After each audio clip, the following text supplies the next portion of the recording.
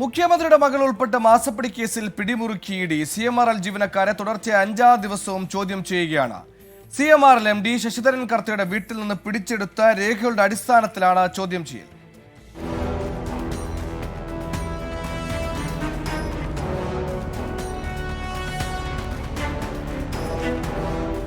മുഖ്യമന്ത്രിയുടെ മകൾ വീണയുടെ കമ്പനിയായ എക്സാലോജിക്കും CMRLും തമ്മിൽ നടത്തിയ സാമ്പത്തിക ഇടപാടുകളുടെ രേഖകൾ കേന്ദ്രീകരിച്ചാണ് ഇഡി അന്വേഷണം.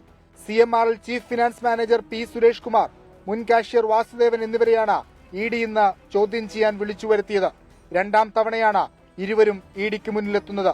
മൊഴിയെടുപ്പ് ഒറ്റഘട്ടമായി പൂർത്തിയാക്കിയാൽ ബാഹ്യ ഇടപെടലുകൾക്കുള്ള സാധ്യത കുറയുമെന്ന കണക്കുകൂട്ടലിലാണ് അന്വേഷണ സംഘം. അതേസമയം ഇഡി ആവശ്യപ്പെട്ട രേഖകൾ കൈമാറാനാകില്ലെന്ന നിലപാടിലായിരുന്നു CMRL. ഇതിന് പിന്നാലെയാണ് CMRL MD ശശിധരൻ കർത്തയെ ഇന്നലെ 11 മണിക്കൂർ ചോദ്യം ചെയ്തത്. ശശിധരൻ കർത്തയുടെ ആലുവയിലെ വീട്ടിൽ നിന്ന് നിർണായക രേഖകളും ഇഡി പിടിച്ചെടുത്തു. CMRL ജീവനക്കാരുടെ മൊഴിയെടുപ്പ് പൂർത്തിയാക്കിയ ശേഷമാകും ഇഡി എക്സാലോജിക്കിലേക്ക് എത്തുക. 24 കൊച്ചി.